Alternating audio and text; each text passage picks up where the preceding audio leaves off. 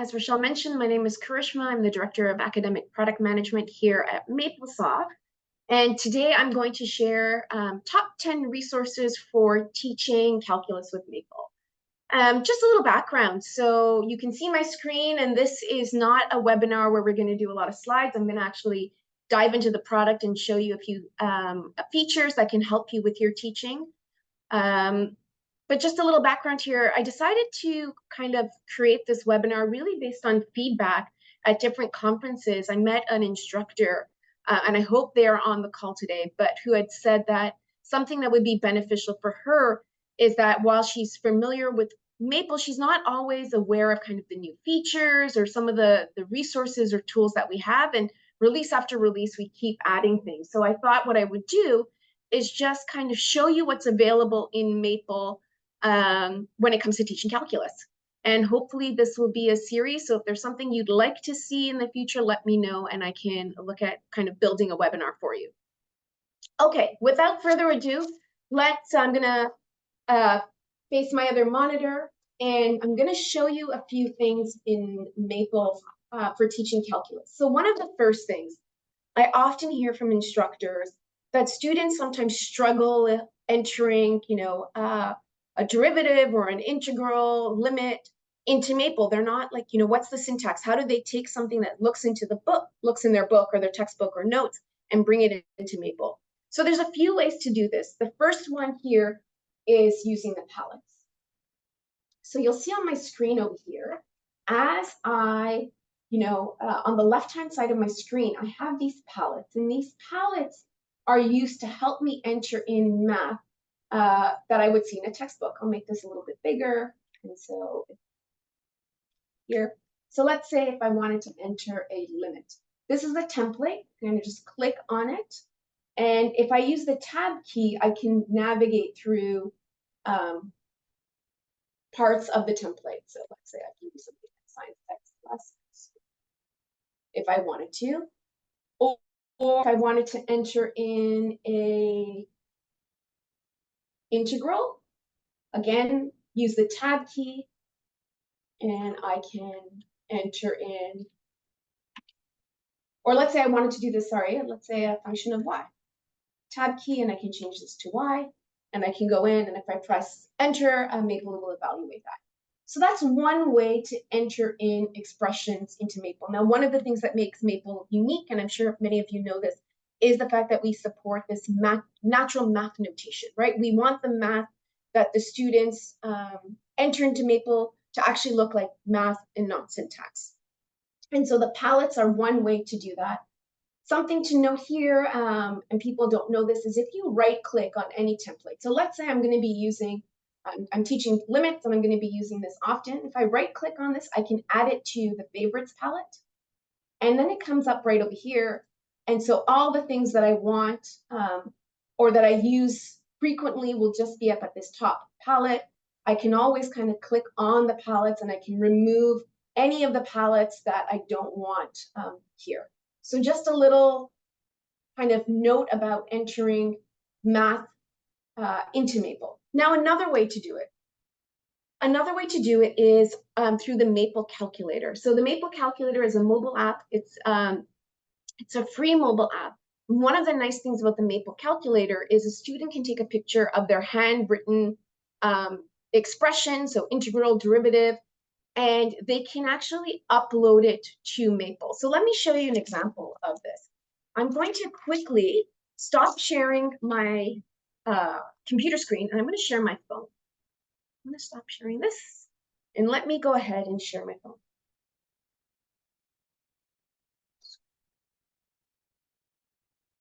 Okay, so here's my phone, and I'm going to launch the Maple Calculator. And okay, so now I'm in the Maple Calculator. By default, it launches me, and I'm in what we call the editor screen. But let's say I want to take a picture of some expressions. I'm going to go here and click on the camera. And now this is my handwriting, so something really simple here. I can do that. And I can go ahead and notice here, this is what we call the results screen. It gives me the results automatically, and if I want to see steps. But the point that I wanted to make in terms of bringing your math into Maple is if you click this little cloud upload icon, So I'm going to click on that. And this expression and everything in the result screen is going to be uploaded to the Maple cloud, so then I can go ahead and retrieve it directly into Maple.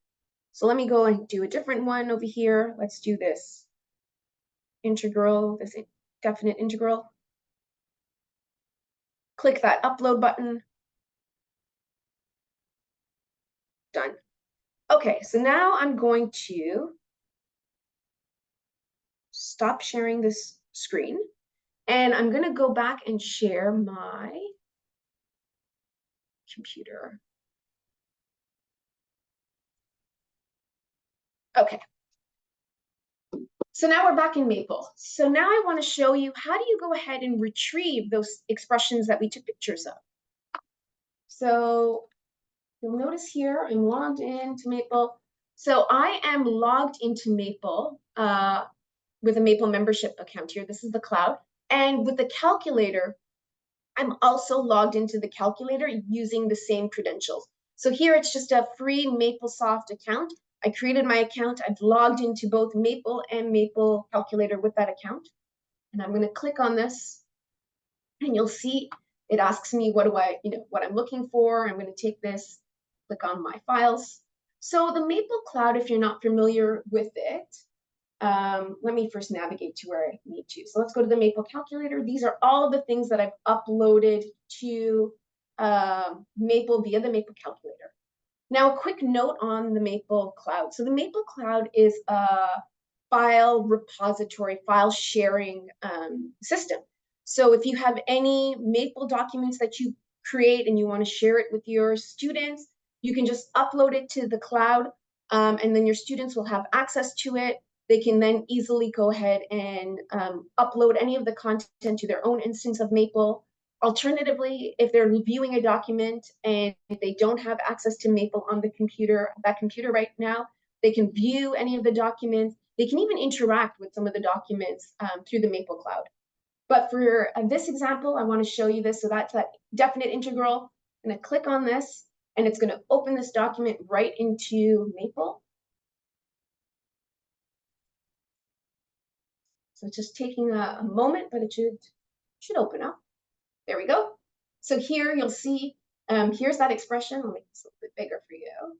So here's that expression we took a picture of, and it also gives me the results that you saw on that results screen in the calculator. Now, of course, at any point, if a student wants to know more details on a particular command, they can click on F2, and it opens up the help page for that command. I always go straight to the examples. I think a lot of our users do that, and they can kind of read more about the command. But I digress. So here's that expression, and now I can just copy and paste this into my original worksheet.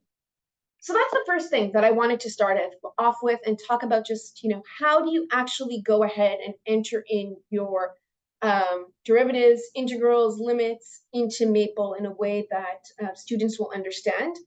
And I think a lot of instructors, especially when we added the functionality between calculator and Maple, the feedback we got is students love it.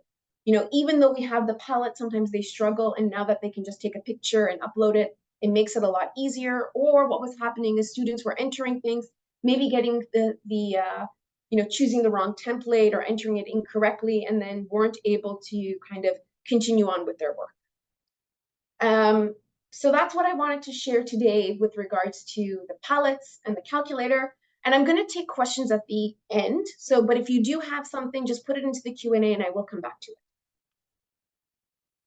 So next thing I wanted to talk about is student packages. So Maple comes with a number of student packages, which helps to reinforce concepts that are taught in the classroom. So there's a package for teaching and learning fundamental math concepts. There's one specifically for single variable calculus, and that's the one we're going to talk about today. But just kind of to complete the list, there's one for linear algebra, multivariate calculus, numerical analysis, pre-calculus, statistics, vector calculus, and ordinary differential equations. If there's something you would like to see, let me know as well. So we have all of these packages, and these packages are organized in a way where there's different interactive features and apps. There's different tutors that you have at your disposal and different visualizations. So let's go ahead and load the package. Now, there are different ways to load a package in Maple. You can go to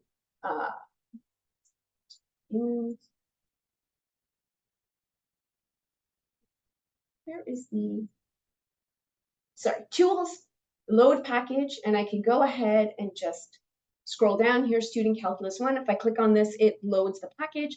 And this really all it does, it's not an extra cost. All this does is it just allows you to use the short name of the command. The other way to do it is just using the with command. So I say with student calculus 1, and I'm going to, these are all of the different commands within the student calculus 1 package. I'm going to click here, go to F2.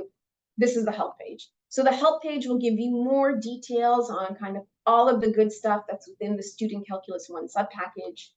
It talks to you a little bit about the environment and some caveats, but you'll see over here, basically the package is divided into visualization routines, interactive routines, and single-step computations. So let me go ahead and actually show you this in action. So let's click on the visualization. So these are the different visualization commands that you have. And I'm going to show you an example here of how to leverage these visualization routines directly in terms of solving a problem. So here we're going to do an example, and it's you want use a Riemann sum to find the area bounded by the x-axis and the graph of the curve corresponding to this function. So here I have this function. I'm going to just drag this down here, a little template, and now I want to go to the context menu and solve. So here's the context panel. Now this is a context-sensitive menu. The options that are available in this panel change based on what is your input. So if I have a matrix, I would get matrix operations. Here I have this expression. It gives me the ability to differentiate, to solve, to complete the square, so on and so forth. Something that I want to show you is if I scroll down over here, you'll notice that there's something called Student Calculus 1. Another benefit of the Student Calculus sub-package is when I load the package, so you saw me doing it with that with statement, this appears now in the context panel. And so I have this expression. I'm going to open this, and I can actually click on Find Roots. And if I click on that, it asks me to put in the range. So let's just give it a range. And I can calculate this numerically if I wanted to. And here are the roots. Alternatively, I could have done it this way. It's down here. And I could have done solve and solve. So now we know what our roots are. Let's go ahead and invoke the Riemann sum tutors. How do we do that? I'm going to, again, drag this expression down and now go back to Student Calculus 1. You'll see everything is organized into visualization routines and tutors. I'm going to go to the tutor and I'm going to click on Riemann sum. If I click on that, you'll see it launches the tutor. Something to note here is it puts in the expression. There we go. It puts in the expression that I had over here. It just reorganizes it. I can go ahead and change my bounds. So I want to go from -2 to 3. And if I click on display, here it is. So now I'm doing midpoint Riemann sum. I can look at that. Over here, it gives me information in terms of the approximate area versus the actual area. If I wanted to compare this with an upper Riemann sum, I can do that. And now everything over here is there, and I can look at how the approximate area and the actual area, and now as expected, the approximate area is larger than the actual area. Something else is I can compare, and I can look at all of the different methods over here. Something else I can do is I can change the number of partitions, 15. I can look at that. I can also animate. So you can see as it's basically showing you as you increase the number of partitions, you're getting a better approximation of the area. So now when I close this, it is going to enter the plot into my Maple worksheet. And something else to note, this is not just a plot, it's the actual animation. So I have this. And then I can go back And I can kind of run through this slowly. So this is an example of kind of one of the different types of visualization tutors that Maple has to offer. Now, if you want to explore all of these, all you have to do is go to Tools. Here we go, Tutors, and they're all organized by subject, so calculus, single variable, and you can look at any one of these over here. We're going to look at a few more in the next section. So let's look at some of these interactive ones. So again, here, these are the interactive tutors, and I'm going to show you one right over here. Let me show you, which is the one that I wanted to show you. Yes. I'm going to go to Tools, Assist, Tutors, sorry. And let's go to the function average. So here it is, and I have this. All of these can be changed, so I can, let's say if I wanted to look at x cubed minus x squared, I can display this. I can look at this over here. If I change my plot options, I can go ahead and change the bounds over here. So let's say I want to go from minus 5 to 5. So, okay. So here we can have it, and I can see that I can display this. Again, I can change the function over here to x. Oops, wrong interval.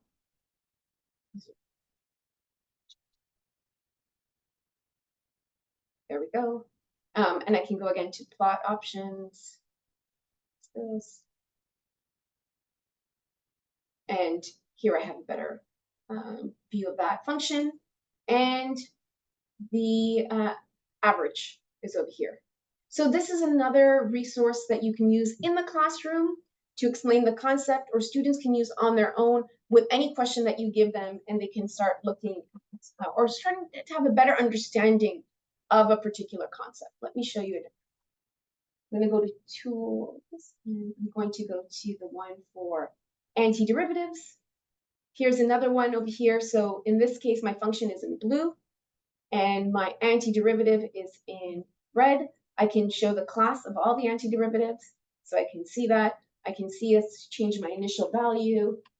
Over here, my particular solution changes. And in this case, when I closed it, it added the plot directly into my Maple worksheet. Change the size of that if I wanted to. And the last one that I wanted to show is the derivative.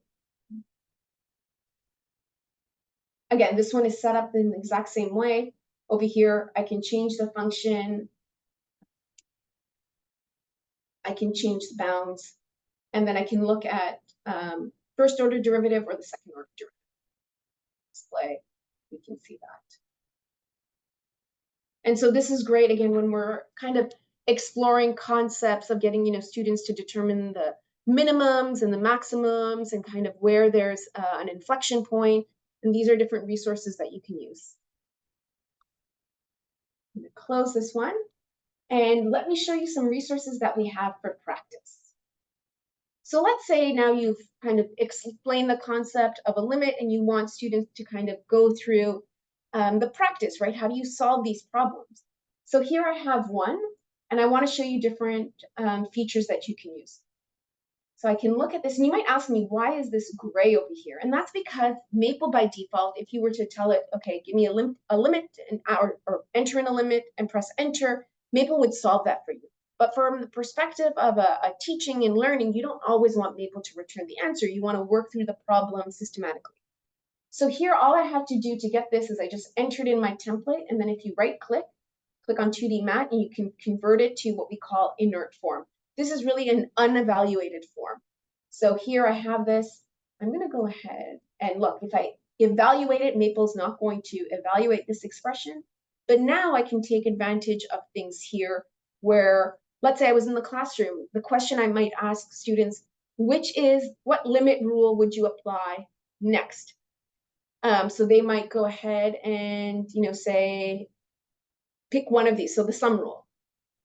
And then it goes ahead and it applies that for you. So you don't have to do this. You can actually have a conversation in your classroom. If students are working on their own and they're stumped, they can ask Maple to give them the next step in the limit, and they can see how this changes. Or at any point, if they wanted to, they could get all solution steps. So this is one particular way where a student could use Maple to work through a problem, reinforce, or I should say, drill in practice for solving limits.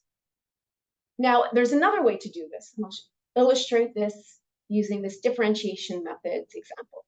So let's say I wanted to take the derivative of this expression in terms of x. So again, here I have it. This time, though, instead of kind of clicking on apply next step, I'm going to go to the tutor, and there's a tutor for differentiation methods. So when I go to this tutor, the function is already pre-populated for me.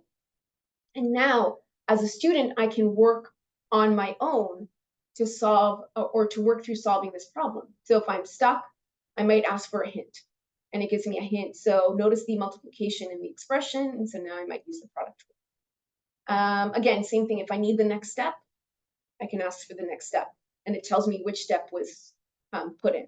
If I get something wrong, let's say I say chain rule, it tells me it can't apply this rule, and it gives me a hint. And if I click on all steps, we'll see everything. I close this, and it enters in the step-by-steps, or all of the steps, I should say, for me.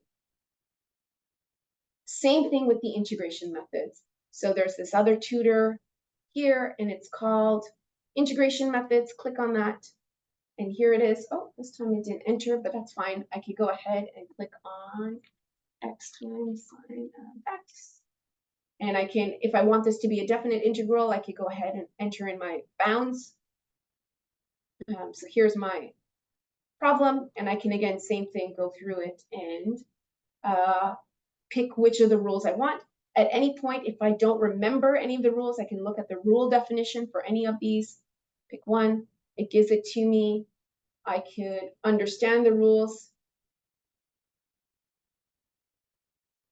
Oh, sorry. This understood rules is for me to kind of make sure that I understand, and I can click them off to make sure that I understood the rule. The other thing I wanted to show you here is also, if all I want is the solution steps, I can click on all solution steps. Click on all steps and close it, and they'll return it for me. A new feature in Maple is the ability to check my work. So I'm going to show you this. So before I go into the solution, if you go to the grading package over here, so we have a grading package, there's a list of commands that are available to you for practice and feedback. And one of them that I'm going to show now is this limit practice. So all I have to do is grading, limit, practice, and then I have to enter in the limit. Now with Maple, if I don't want to evaluate the limit, I have this as a capital L, so I have limit. Here is my expression. I want to evaluate this limit at x equals to 2. So I've done this, and once I press enter, I get this embedded into my document. Now, I'll show you this in a separate sheet. So here, let me make this a little bit bigger. And you'll see this goes ahead and enters into my document. I have this little text box where I can go ahead and enter in the expressions. Again, I could use these templates, and I can go in and solve this problem line by line. Now, for the sake of time, I've gone ahead and I've actually solved this problem. But in order to illustrate this feature, I've made a mistake. So here, let's say I'm a student and I work through this problem. Okay, I'm going line by line, and I've done this. Here my answer is, I'm going to say, check my work. And this goes through line by line, and it lets me know, hey, you might want to check this step. There's a mistake in this step. Notice that everything below it follows through. And that's because, if I was actually teaching students or correcting their work, I might circle something, say, okay, there's a mistake here, but everything follows through, so these are all right. So here I'm telling your students is getting feedback to go ahead and examine this step. So I might go ahead and fix this. So maybe, hopefully, the student will have realized over here that they can't actually, this is being added, so they can't actually split the fraction. So they might take this. Let me do this. I'm going to go ahead and delete this. Quickly show you. Go here. Times. Oh, I should do plus. Let me enter this in. Again, I'm just using the tab key to navigate over here. X. And then I might go ahead and change all of this. Let's go ahead and quickly fix this. So this will be 6 plus 3 times 2, so plus 6. And I have 2, so here I'll have minus 2 over 12. Oh, sorry, this should be 4 over here, and this should be the third.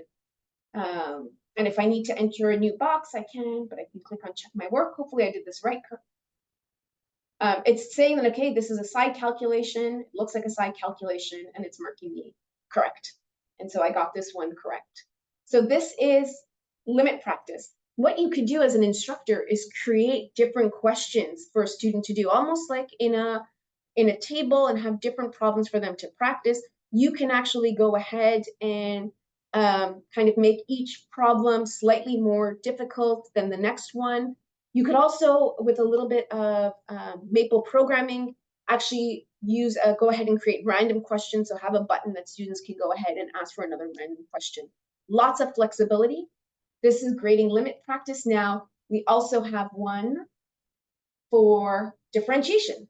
Again, calling the same thing, grading diff practice.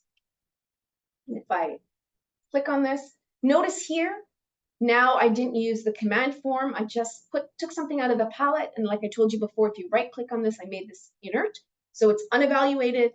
And then I get this little widget that kind of appears on my screen, and I can go ahead and solve this. So let's say I solve this. So I do this, and I can say check my work.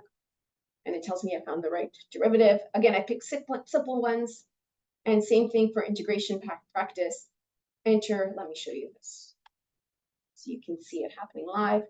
And same thing, student can go ahead and work on this. So that's when it comes to practice. There's a check my work feature. Something else that people don't know is that Maple actually comes with study guides. So these are interactive Maple ebooks, and they cover both calculus, pre-calculus, and multivariate calculus. And so let me show you one. So here, the calculus study guide includes coverage of both differential and integral calculus, and it is a way to supplement your own textbook with explanations, plots, animations. These were created by Dr. Robert Lopez. Let me see, here it is. So as soon as I click this link, it opens the study guide into a Maple worksheet. Everything is organized into chapters. I can look at one. Each one kind of has a definition. Each section has different applications. Let me show you one, if I can find it. This is the one I wanted to look at. Let's look at volume by slicing. So I can look at this. It gives me some information over here. Here I have a animation. I can actually play this. So I can look at this in more detail. And I have some examples. And each one I can click on the examples. Gives me the example, goes through the solution, and I can look at the mathematical solution if I wanted to. Here, this one is an animation. Again, I can look at this. And so this is a nice way, as you as an instructor, you don't have to start or do everything from scratch. There's a lot of resources for you to take advantage. I know a lot of instructors appreciate this because sometimes it's really hard when you have, surfaces or volumes to get a student to really kind of understand what they're being asked to do. And these are nice. They're all created for you, and you can then spend the time explaining the concept, not trying to build these visualizations. So here's another one. I would encourage you to take a look at all of these study guides. You can go to tools, help. Click on study guides and you'll have access to all of the different study guides. And like I said, there's one for pre-calculus. So if your students need a refresher, a primer, take a look at the resources in there. And there's also one for multivariate calculus. I'm going to go back over here. And next thing I wanted to talk about is math apps. So many of you will know that Maple, again, in the base product comes with lots of different what we call math apps. These are applications that illustrate different concepts. So if I click on your math apps, I go to the help. This will load momentarily. I'll have access to this guide, and everything is organized by subject, and you can take a look and look at any of these. Let me show you how these are organized. All math apps are organized in the same way. So I've picked a few. Oops, let me close this. So here it is, average rate of change. They all start off with this main concept, and then there goes into some detail, and there's always this interactive part. And this is the part that really makes the math come to life for students, right? They can play with it. So in this one, we're looking at the relationship between position and velocity. And so now I can go ahead, click on the graph. And so you'll see over here, as this value changes, you get closer to the instantaneous velocity. So you have the average velocity and the instantaneous one, and these are the times. And of course, the text over here will explain what each of the point mean and how to actually go ahead and use the interactive component. So this is one. I picked some of my favorites. So I'll show you the Taylor's theorem one. Let me close the help. Here it is over here. So this one, again, same thing, main concept. This one is organized a little differently. So I have my function. There's a drop down I can pick. So it changes this. I can look at my A value here and change my order. And something I want to show you is you can play this animation. So if I play the animation, you'll see how the Taylor polynomial becomes the function. Oh, let me click. There we go. Let me change this. I feel like I didn't pick an exciting one.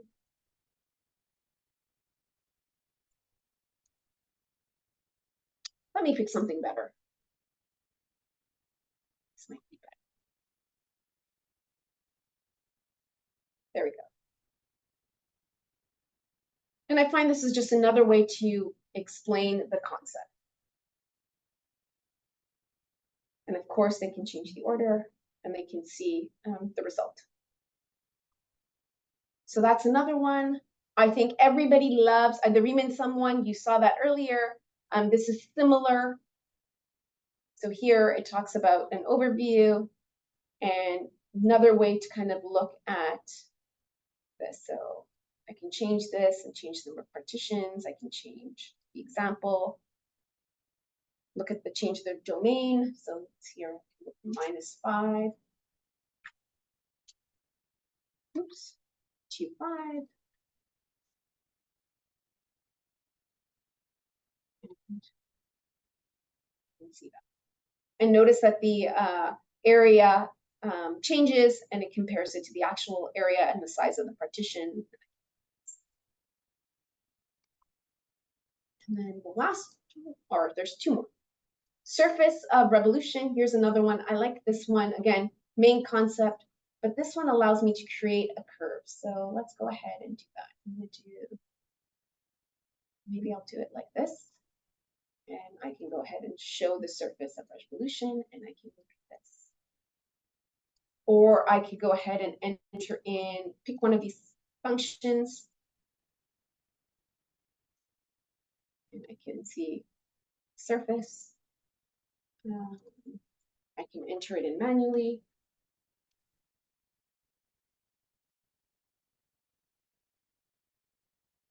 So here's this curve, and I can look at this. So that's one more. And then the last one, again, these are some of my favorite, are solids of revolution, volume by disks. Again, same thing here, main concept, this exploration part. I can enter a graph, pick one if I wanted to, and here I see the volume, and I can animate this. Similarly, if I want to put a custom graph, I can go ahead. I like this because it all changes as I'm plotting. So here's my little stool. And I'm going to finish off with resources that you can use in your class. So there is Teaching Concepts with Maple. It's a collection of video examples and Maple documents that were created by Dr. Robert Lopez. And it illustrates kind of how you can use Maple and the clickable math features in Maple to explain, visualize a particular concept. I'm going to go here. So go to Teaching Concepts with Maple, and you'll see there's lots of different problems, differential calculus, integral calculus, so on and so forth. But let's say we pick one of them. Let's look at related rates problem. So each one over here has a video. I can make this bigger. And Robert goes ahead and explains the problem and how you would use Maple to solve the problem. And in many cases, there's multiple ways to solve this problem. And so these videos will go through all the different ways and actually to show you how you can build up and do this yourself in the classroom.